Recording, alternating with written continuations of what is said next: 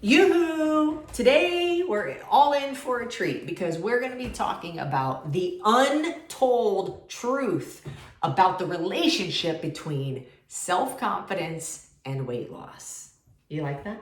The untold truth about the relationship between self-confidence and weight loss. So, how did we come up with this topic? Well, I feel like this is kind of like the chicken or the egg question with regards to weight loss. Like, which comes first, the chicken or the egg? The weight loss or the confidence? The weight loss or the confidence? What do you think? Which came first, the weight loss or the confidence? Now, depends on who you're asking. Mm-hmm. But one of them gives you the result that you're looking for. And the other one, proven over time and time and time again, does not. Okay, would you say that most people who claim to want to lose weight do so because they know that when they will lose weight, they will feel more confident? So, here's the deal. I might use this whiteboard, but here's the deal. If it turns on. Okay. Here's the deal. If you ask society, if you ask mainstream, if you ask diet culture, if you ask Google, the answer you will hear the most is that, and probably what you've thought is that when you lose weight, you will be more confident. And that is not that's understandable to think. Can you be careful with that now? That's understandable to think. Computer off. You're making an earthquake. Oh. Thanks. It's understandable to believe that when I lose weight, I will gain confidence. The question that always comes to my mind first is, how is that working for you? Right? How is that working for you? Because if it's not, then is it the truth? Logically, you gotta ask yourself that. Now, I want to draw something for you to help you with this because in our world and what we've learned through our own experience and through coaching women, lots of them, is that you have to get confident before you can lose weight. Because the confidence aids weight loss. The confidence is a helper for you to lose weight. So the confidence comes first. So how the heck can you be confident if you think that losing weight is going to be the thing that makes you confident? How do you get the confidence first? We're just going to make a new thing here. And we're going to bring out this really fancy whiteboard. You're welcome.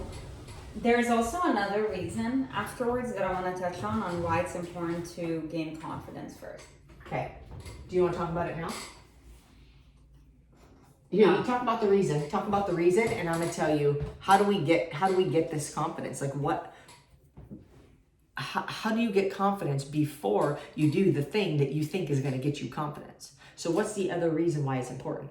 It's important because the farther you go,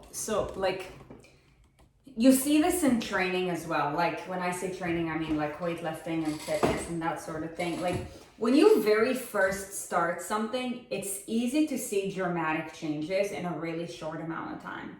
But as time goes on and the more progress you're going to make, the smaller those margins are going to be. And one of the things that we see people freak out over is once they start getting to a point where their weight loss is now slowing down. Like maybe when they started, they're like, ooh, 4 pounds per week, 3 pounds per week.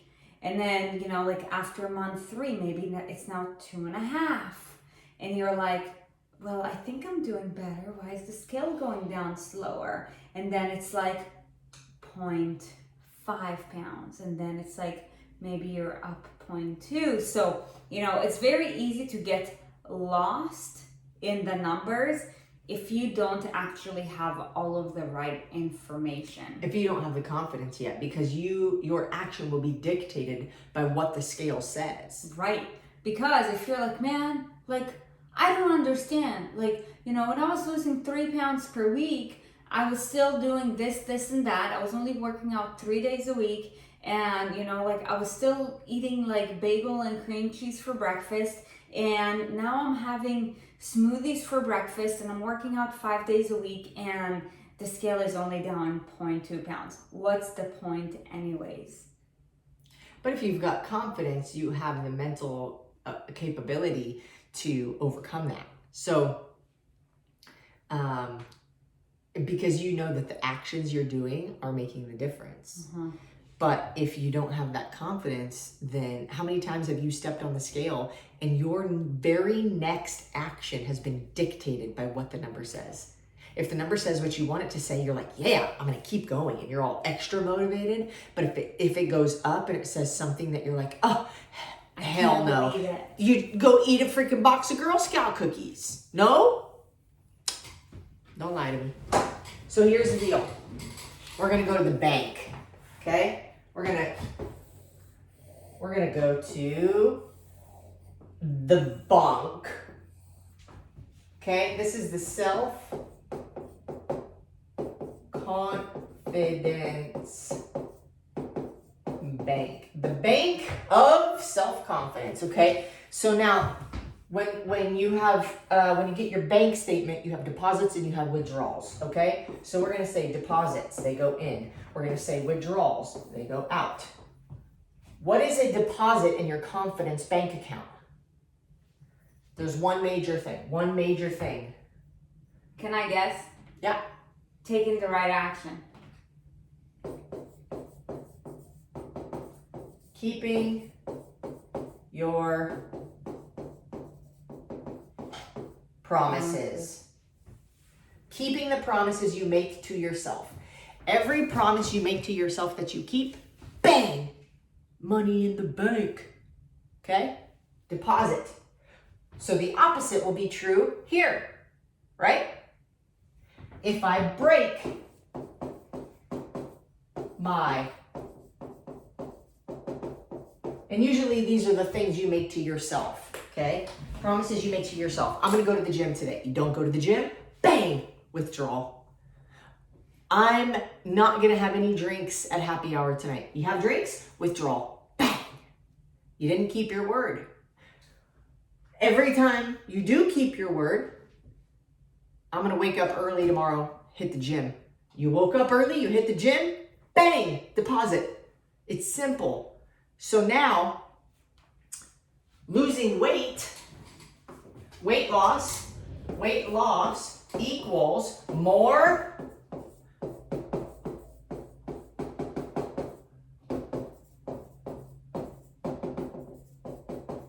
Oh yeah.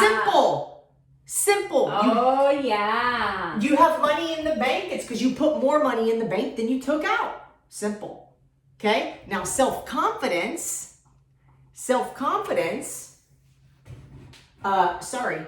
weight loss results, increased weight loss results are due to this. I'm getting more self-confidence every time I make a deposit. The more deposits I make, the more confidence I'm getting, the more the weight loss happens without even me thinking about it. Why? Because I'm thinking about the deposits that I'm making into my self-confidence bank. Mm-hmm. When you do that, you can't not lose weight. But you're thinking, I gotta lose weight, that's gonna make me fat, I can't eat that, and it's all miserable. Mm-hmm. But if you think, I'm doing this good thing for myself, it doesn't have to be huge promises. In the beginning, it might be small. It's like, I'm gonna go for a 20-minute walk today. Good. Make promises you can keep. Okay. Hold on, because when you go to the bank, you're 20 years old, you're like, I got a $500 paycheck, woo! And it's like a lot of money. You're like, yeah, right? But when you're 35, $500 is nothing, right? So maybe you start out with a 20-minute walk and it feels like that $500 paycheck. It's not a big deal, but it is a big deal to where you're at. It's relative, okay? So then you did your 20-minute walks and you're like, this it's not challenging anymore. It's easy. This is a habit. Maybe I'm gonna start jogging. I'm gonna jog. I'm jog 10 minutes, walk 10 minutes. Still 20 minutes, but I'm exerting more energy. Cool. Keep the promise to yourself. Make the promises that you can keep to yourself, because you got to get the deposits. You got to get deposits. So even if it's $5, $5, you got to get the deposits. Because if you're withdrawing too much, your confidence goes poof, and you are in debt. How can you lose weight in debt? You don't believe in yourself. This is what the weight loss industry doesn't teach you. What you learn is calories in, calories out. And yes, it's true, but it's very surface level. There is so much more that goes beyond it. How many people have come to us because they've done the calories in, calories out? And here's what happens. The weight goes down first, and then you plateau. And then you give up, and then you gain it all back. Okay, so this is about consistency. And now here's the deal. Your actions are probably going to look different from your neighbors. Okay, because it all depends on where you at. Where are you going? Like, where do you want to go? What context are you bringing into this? Like what has the last 6 months of your life looked like? Right. Like from a behavioral standpoint, like what do you find yourself running into? Like for example, if somebody struggles with emotional eating versus somebody who, doesn't have, much of an emotional attachment to food at all, which is very unlikely in today's society, but I know some people, like your dad, they're like, do this, and he's like, okay, I'll just do this, and fine, right? Like, meanwhile, most of our clients, like they have a deep emotional attachment to food because it is in every part of our lives, right? It's used to reward, it's used for sadness, it's used for stress, it's used for celebration. And for a lot of people, if you've been in our community for a while, like, it's probably because you can relate to our stories, but like, for us, like food used to be an anchor for a really long time. So like, if you go into it with the context of food has been the only thing that I could, like rely on for my life, so I have a hard time letting it go. Well, of course, you're going to have a different approach than somebody who has absolutely no attachment to it. However, point being is when it comes to big picture, focus on more deposits than withdrawals. Okay? And for anybody who's like, okay, well, where do I start? So let's just start with one, nutrition intention, one lifestyle intention, and then one movement intention. And focus on being consistent with that. And you know what? Like, even if that's too much, that's okay. Pick one. Pick one. Pick one. Look, if you just picked one thing that you could do for, let's say you picked one new habit that you were going to do and you did every single day for a whole month. And then the next month you kept doing that same thing, but you added another one. Okay. And then the next month you kept doing both of those things and then you added a third one. Okay. And then we're in April and you add a fourth one. You're now doing 4 new behaviors, but literally all you had to do was focus on one new thing per month. Because after an entire month doing something every single day for a month, I wouldn't call it a habit yet, to be honest, because a habit is something you no longer have to think about. You literally, like, a habit is like when you wake up, you brush your teeth. Like, you don't even recognize that you're doing it. It's just the thing that happens, right? And so imagine if you did that for an entire year. You would literally have 12 things, probably 6 of them have legitimately become deeply rooted habits because you started from the beginning of the year. And the other, 3 after the beginning of the year are pretty solid. And then, you're still working on the other 3. Like, imagine you have 12 new habits that you're practicing and all you did was focus on one new thing per month. It doesn't have to be crazy, but it will make a big difference over time. The problem is everybody thinks that we should have things now. That's not how it works. You have to let go of that thinking. Otherwise, you're going to stay trapped. So start thinking like, I am making a lifestyle change. It seems very cliche, like it's not a diet, it's a lifestyle change. But it is the truth. Because if you want a different outcome, you have to become a different person. Yeah.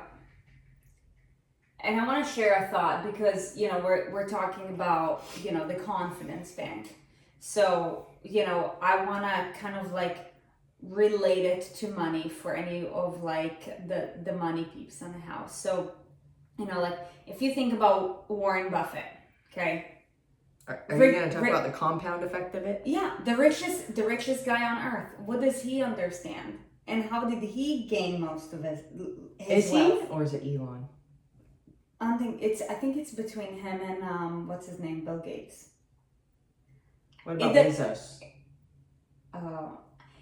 We don't know who the richest guy is. It doesn't matter. They're all badass, but they all know that, you know, the power of what they put their efforts into has compounded over time. Yeah. You know, whether it is Warren Buffett, Bill Gates, Jeff Bezos, like their wealth has compounded over time because every action, every habit, every investment, right? Like it is an investment by the end of the day, whether it's an investment in your money, an investment in your time, an investment in your energy. Weight loss is probably, if you're doing it the right way, it's going to involve the investment of all three parts. For sure, it's going to take your time, right? Like, because habits are a byproduct of action. Time is involved with the actions that you take. And time is involved with the energy that you expend with the actions that you take. So now here's the reality of it. Just like with money, and how if you keep it in, you don't want to keep your money in the bank just to let it grow, because at this point it won't compound very much. But that's not the point. The point is, if you're making an investment in something, if you're making an investment and it's a good investment, the value of it is going to compound over time. And this is the same with the confidence bank.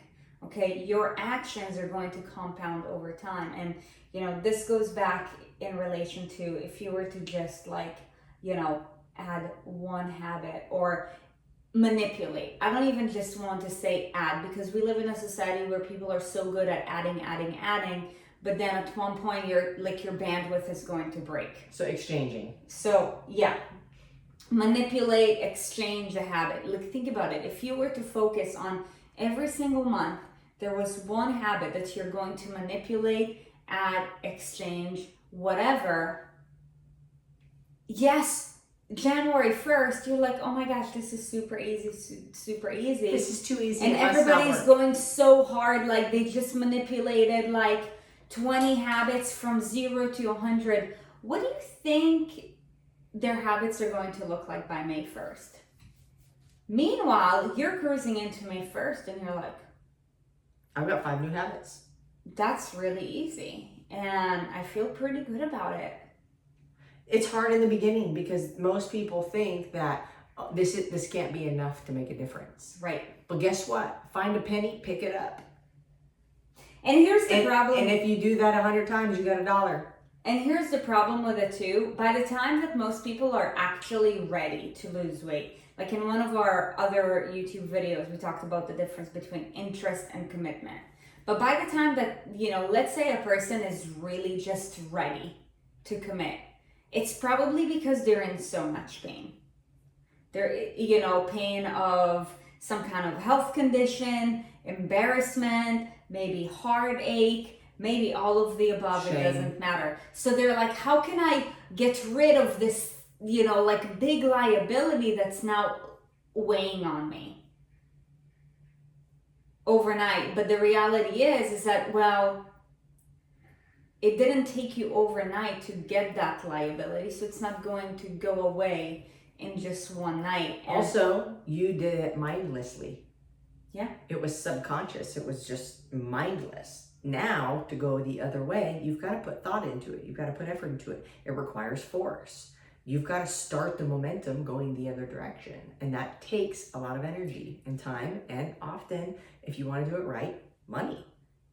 And repetition too. Like if you've been unaware about certain things that you've been doing that caused you to, compromise how you look, how you feel, your weight, whatever, then you have to put in a good amount of reps in order to become aware of either what you're doing or not doing. Like, for example, something that we find very common with people who start in our community is they don't even realize how much mindless snacking they're doing.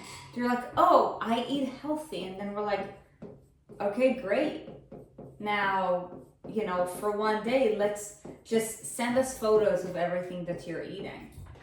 And now we're able to start seeing, oh, wait, maybe when you're conscious about the food that you eat, you think it's healthy.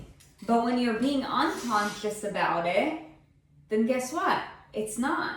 Well, usually some of the unhealthy foods you just don't realize you're eating. So you just don't even know. Right. I'll ask people oh, I eat healthy. I don't know what I'm doing wrong. I work out, sometimes take a break, And it's like, okay, well, if there were one thing that you were doing that you could give up that you knew would help you make progress towards your goals, what would that one thing be?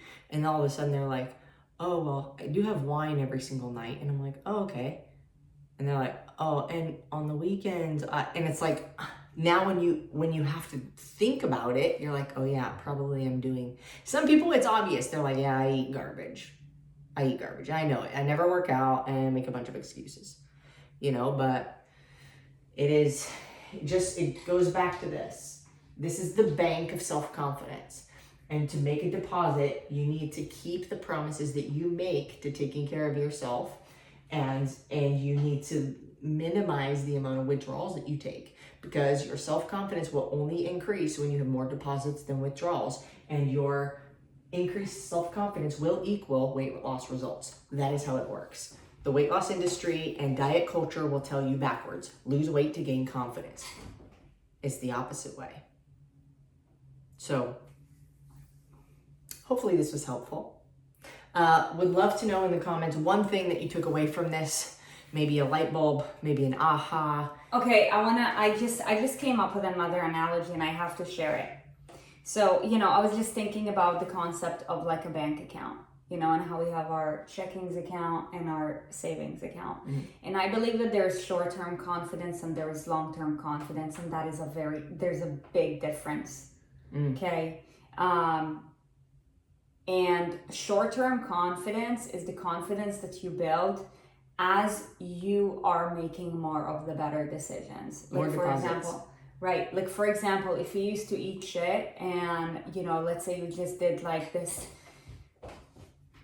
let's say you just started cleaning up your eating and for 7 days you ate super clean. You are going to go into the following week feeling so much better about yourself. However, the level of confidence that you will have is still not going to be similar to, let's say, the level of confidence that Erin has. So this is not even like a checkings account and a savings account.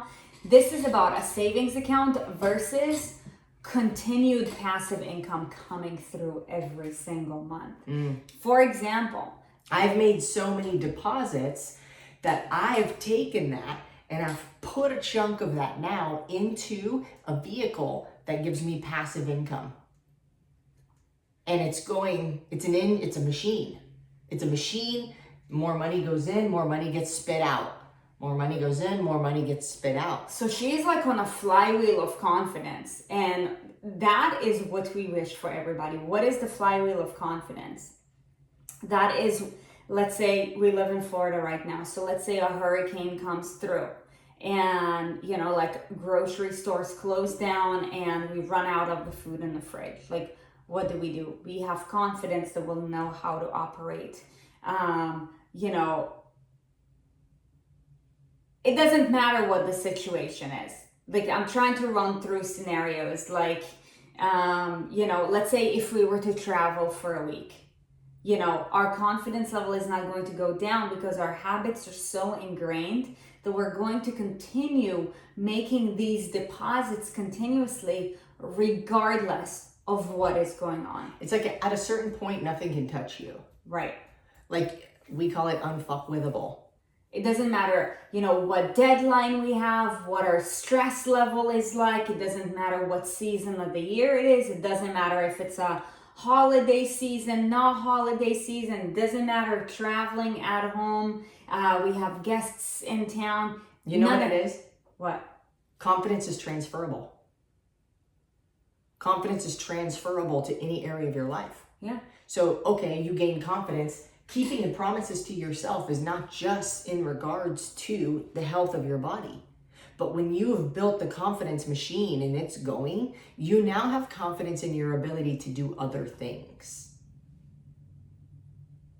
To ask for what you want. So many women are afraid to speak up and say what they need and say what they want because they feel needy. But, you know, to say no to someone. To say no to somebody, to... you know, have a difficult conversation with somebody, to ask your boss for a raise, to do something that used to be outside your comfort zone because you had a low self-esteem, right? So it transfers into other areas of your life. It helps your professional life. It helps your relational life. It helps your physical, like your body, your health. And so the more confidence you get and the more you start investing in that, now it's passive, it's happening. You're going through life like you walk taller. You go into a room and people can feel your presence. Mm-hmm. And there's this, and it also comes with like, because you've done so many things good for yourself, you're happier. You're just happier. And you feel like you have more to give. Your attitude is more positive. All of these things happen because you make deposits into your self-confidence bank account. Keeping promises to yourself. If I say I'm gonna do something, I do it. Now, that isn't always the case because sometimes unexpected things happen and you have to pivot. But depending on what the outcome is that you're looking for, what the promise is that you made to yourself, and what the outcome is that you want, that other video that we did about commitment versus interest, it will depend on the amount of action that you take to get that deposit. Mm-hmm. But sometimes you'll take a withdrawal, you know, and it's not the end of the world. The goal is consistency over time. I've made more deposits than withdrawals. And by the way, sometimes taking a withdrawal would help you to increase your deposits. And this is something that we talk about. Example. So like in the inner circle program, like we talk about it, it's like taking an intentional zero because there was some kind of event so that you can make more deposits. But that's intentional. It is intentional. That is the promise that was made. Yeah. Right? So it's still a deposit. It's not even a withdrawal. But within that day, it could be a withdrawal. No. Like if you've made a promise to yourself, I'm going to eat a piece of cake at this wedding. That's not a withdrawal. That was your intention. Yeah. It's if you were to say, I'm not eating any cake, and then you do, right, you've broken the promise you made, right? But if you say, hey, like I plan to have one piece. Okay, if I plan to have a piece, but I eat 4, now I've withdrawn. Mm-hmm. Yeah. Right? Yeah. So. And by the way, this is where guilt comes in. Guilt has nothing to do with your weight, by the way. You know? Guilt comes from when making a withdrawal that you did not intend to make. Yeah. That feels like shit. Yeah. And it doesn't matter whether you weigh 125 or 150 or 200. It's all the same. Bag of doo-doo. I feel like this was a really good episode and I really hope you found value in it. I really hope you share it because I believe there are millions of people that need to see this video. Even though you can't see this board very good, pause it and zoom in or something. Yeah, if you found value in this, I would love to know what was your biggest takeaway in this. Yeah. If you really like this too and you like what we deliver, support us by hitting that subscribe button. But also, when you do hit that subscribe button, make sure to hit the notification bell because you'll actually get notified every time we publish a new video. So you'll be one of the first to see and it will be awesome. And we promise, it is our commitment to you to continue bringing you the most value that we know how, based on our own life experience and what we have experienced from the clients that we've coached. Sarit mentioned the inner circle real quick. We'll put something in the description below, an application or something if you're interested. It's a big investment, so I'm just throwing that out there. It is one-on-one coaching. But if it is something that you are interested in doing because you've been in this cycle for a while and you're like, I need help getting that momentum and getting those deposits, then check the description below and hit the link in there and we'll take it from there. But regardless, we're just wishing blessings on you and that you go and you take care of yourself and you get yourself some deposits today. All right. We'll see you next time.